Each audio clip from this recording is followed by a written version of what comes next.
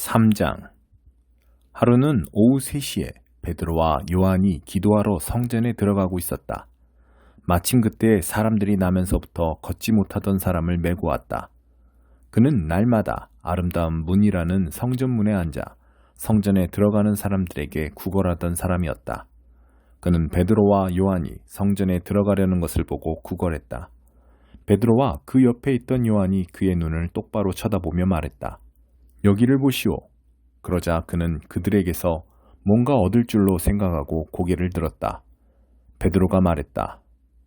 나는 동전 한 푼 가진 것이 없지만 내게 있는 것을 당신에게 주겠소. 나사렛 예수 그리스도의 이름으로 걸으시오. 베드로가 그 사람의 오른손을 잡아 일으키자 즉시 그의 발과 발목에 힘이 생겼다. 그는 펄쩍 뛰듯이 일어나 걸었다. 그 사람은 베드로와 요한과 함께 성전으로 들어가서 이리저리 걷고 춤추며 하나님을 찬양했다. 그곳에 있던 사람들 모두가 그가 걸어다니며 하나님을 찬양하는 것을 보았다. 그들은 그가 성전의 아름다운 문에 앉아 구걸하던 사람인 것을 알아보고는 깜짝 놀라 눈을 비볐다. 눈으로 보면서도 도저히 믿기지 않았던 것이다. 그 사람은 기뻐서 어쩔 줄 몰라 하며 베드로와 요한을 끌어안았다. 모든 사람이 그 모습을 직접 보려고 그들이 있는 솔로몬 회랑으로 달려왔다. 하나님께로 돌아서라. 사람들이 모인 것을 보고 베드로가 그들에게 말했다. 이스라엘 여러분, 이 일에 왜 이렇게 크게 놀라십니까? 이 사람이 걷게 된 것이 마치 우리 능력이나 경건함 때문인 것처럼 왜 우리를 쳐다보는 것입니까? 아브라함과 이삭과 야곱의 하나님, 곧 우리 조상의 하나님께서 그 아들 예수를 영화롭게 하셨습니다. 빌라도가 죄 없다고 한 그분을 여러분은 거절했습니다. 여러분은 거룩하고 의로우신 분을 거절하고 그 대신에 살인자를 놓아달라고 했습니다. 그러나 여러분이 생명의 주인 되신 분을 죽이자마자 하나님은 죽은 자들 가운데서 그분을 살리셨습니다. 우리가 그 증인들입니다. 예수의 이름을 믿는 믿음이 사람을 일으켜 세운 것입니다. 이 사람의 상태는 여러분이 잘 알지 않습니까? 그렇습니다. 바로 믿음, 오직 믿음이 여러분 눈앞에서 이 사람을 완전히 낫게 한 것입니다. 친구 여러분, 예수를 죽일 때 여러분은 자신이 무슨 일을 하는지 몰랐습니다. 여러분의 지도자들도 그러했습니다. 그러나 모든 예언자의 설교를 통해 메시아가 죽임당한 것을 처음부터 말씀하신 하나님께서는 여러분이 무슨 일을 하는지 정확히 하셨고 그 일을 사용해서 그분의 계획을 이루셨습니다. 이제 여러분의 행실을 고칠 때입니다. 하나님께로 돌아서십시오. 그리하면 그분께서 여러분의 죄를 씻어주시고 축복의 소나기를 쏟아부어 여러분을 새롭게 하시며 여러분을 위해 예비하신 메시아 예수를 보내주실 것입니다. 하나님께서 거룩한 옛 예언자들의 설교를 통해 말씀하신 대로 예수는 만물의 질서가 다시 회복될 때까지 하늘에 계셔서 보이지 않을 것입니다. 한 예로 모세는 이렇게 말했습니다. 너희 하나님께서 너희를 위해 너희 동족 가운데서 나와 같은 한 예언자를 일으켜 세울 것이다. 너희는 그가 하는 말을 다 들어라. 그 예언자의 말을 듣지 않는 사람은 하나도 남김없이 그 백성 가운데서 멸망할 것이다. 사무엘부터 시작해 그 뒤를 이은 예언자들도 모두 같은 이야기를 전했고 이날이 올 것을 힘주어 말했습니다. 여러분은 이 예언자들의 후손이며 또 하나님께서 여러분의 조상과 맺으신 그 언약의 후손입니다. 하나님께서 아브라함에게 주신 언약의 말씀이 무엇입니까? 이 땅의 모든 민족이 내 후손으로 말미암아 복을 받을 것이다.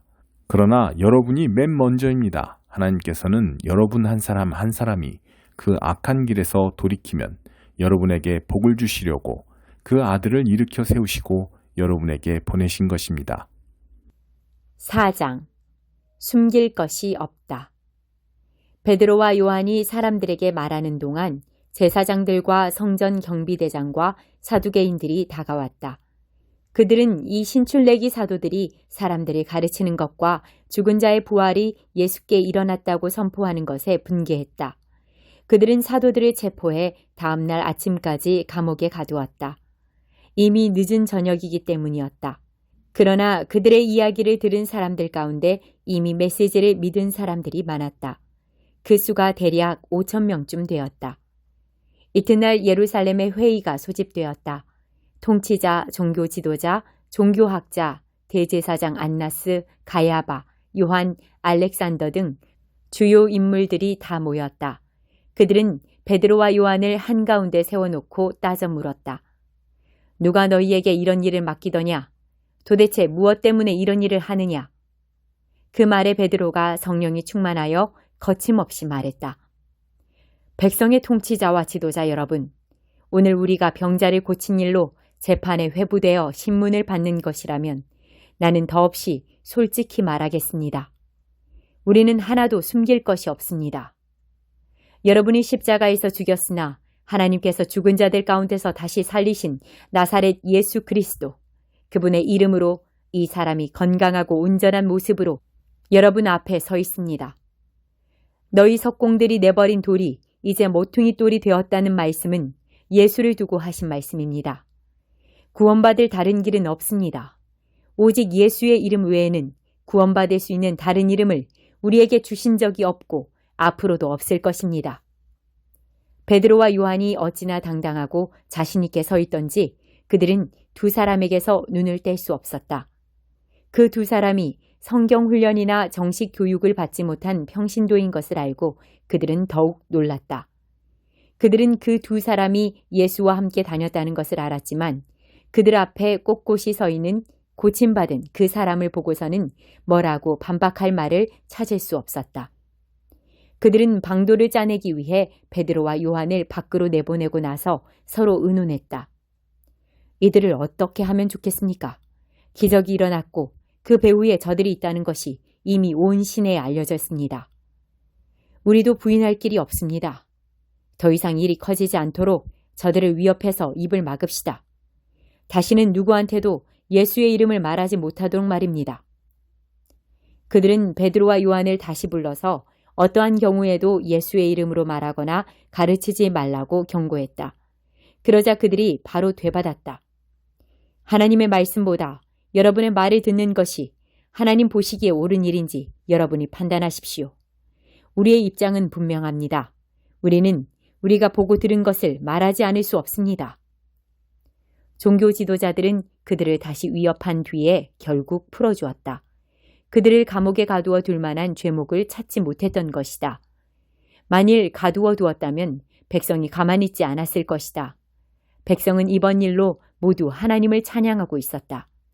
이 기적으로 병이 나은 사람은 40살이 넘었다. 한마음 한뜻으로.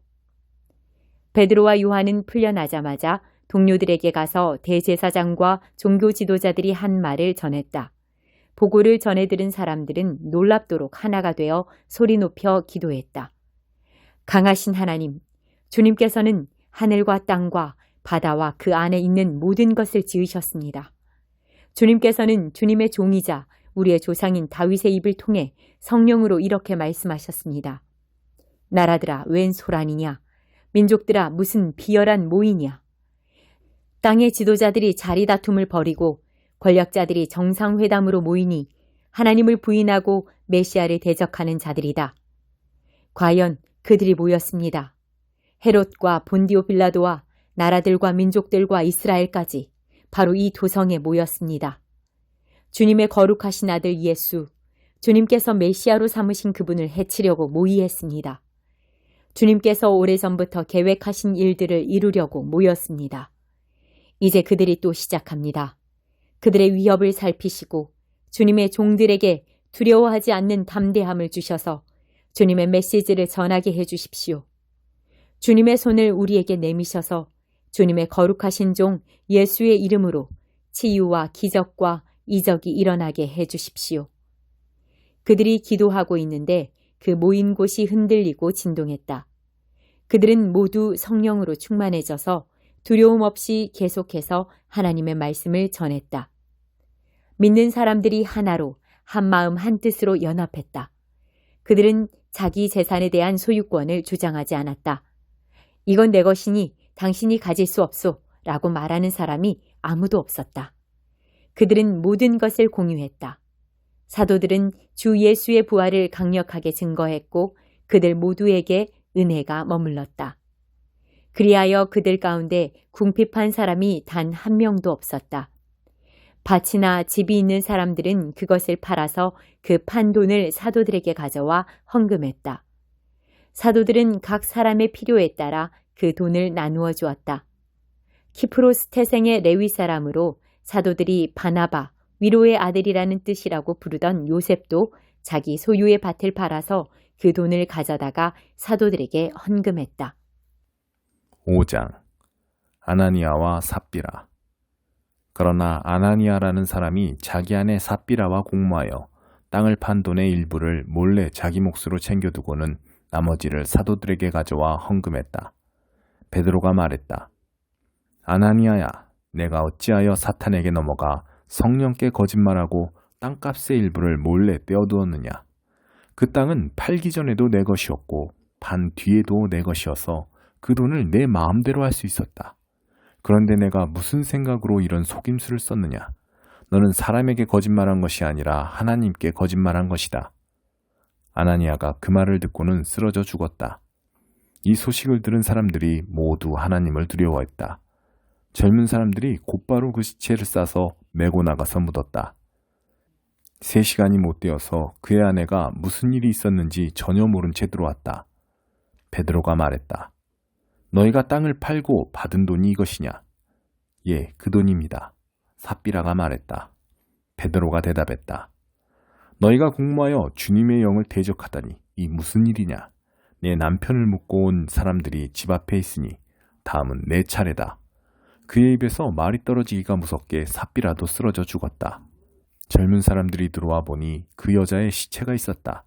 그들은 시신을 메고 나가서 남편 곁에 묻었다. 이쯤에 이 일을 들은 온 교회는 물론 모든 사람들 안에 하나님께 대한 깊은 경외심이 생겼다. 하나님을 함부로 대해서는 안 된다는 것을 알게 된 것이다.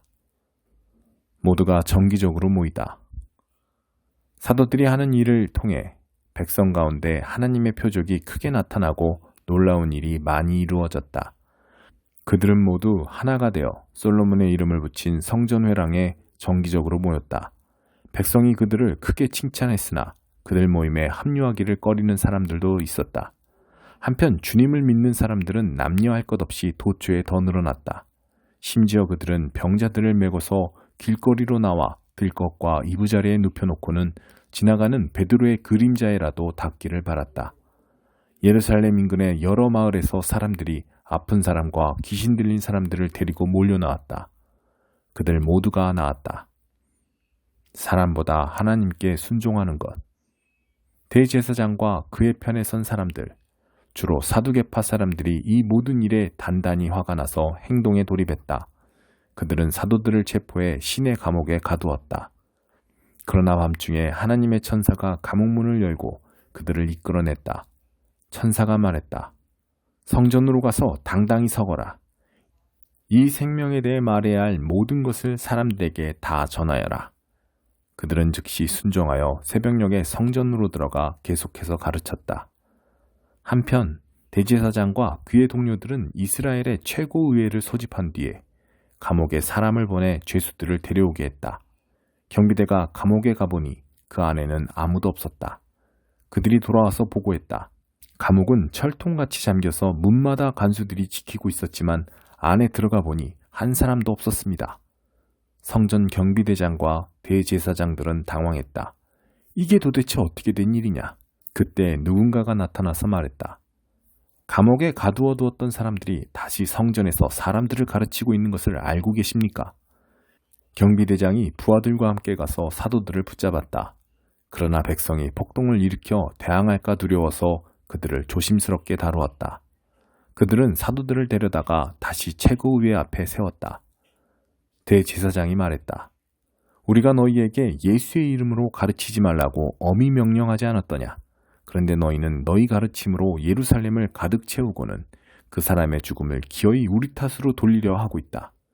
베드로와 사도들이 대답했다. 사람보다 하나님께 순종하는 것이 당연합니다. 여러분이 십자가에 매달아 죽인 그 예수를 우리 조상의 하나님께서 다시 살리셨습니다. 그 하나님께서 이스라엘에게 변화된 삶과 죄 용서의 선물을 주시려고 예수를 왕과 구주로 삼아 그분 오른편 높은 곳에 두셨습니다. 우리는 이 일의 증인들입니다. 하나님이 그분께 순종하는 이들에게 주시는 성령께서도 이 모든 일을 확증해 주십니다. 그들은 이 말을 듣고 격분하여 그 자리에서 당장 사도들을 죽이려고 했다. 그러자 최고의회 의원인 가말리엘이라는 바리새인이 그 자리에서 일어섰다. 하나님의 율법을 가르치는 교사로 모든 사람의 존경을 받고 있던 그는 잠시 사도들을 밖으로 내보내고 나서 이렇게 말했다. 동료 여러분, 이들을 대할 때 조심하십시오. 얼마 전 드다가 대단한 사람인 양 행세하다가 잠깐 유명해져서 400명 정도를 끌어모은 일이 있습니다. 그러나 그가 죽임을 당하자 추종자들도 흩어지고 결국 흐지부지 되고 말았습니다. 그 일이 있고 나서 얼마 후 인구조사 때에는 갈릴리 사람 유다가 나타나서 세력을 불렸으나 그 역시 용두사미로 끝났고 그를 따르던 사람들도 뿔뿔이 흩어지고 말았습니다. 그래서 하는 말입니다. 이 사람들에게서 손을 떼십시오. 그냥 내버려 두세요. 만일 이 계획이나 일이 순전히 인간에게서 난 것이라면 산산이 무너지고 말 것입니다. 하지만 하나님에게서 난 것이라면 여러분이 어떻게 해도 소용없습니다. 괜히 하나님을 대적하는 자가 되지 마십시오. 그 말이 설득력이 있었다. 그들은 사도들을 다시 불러들여 호되게 매질한 다음 예수의 이름으로 말하지 말라고 경고하여 그들을 쫓아냈다. 사도들은 예수의 이름 때문에 치욕당하는 영예를 얻은 것을 크게 기뻐하며 의회에서 나왔다. 그들은 날마다 잠시도 쉬지 않고 예수가 그리스도이심을 성전과 집에서 가르치고 전했다.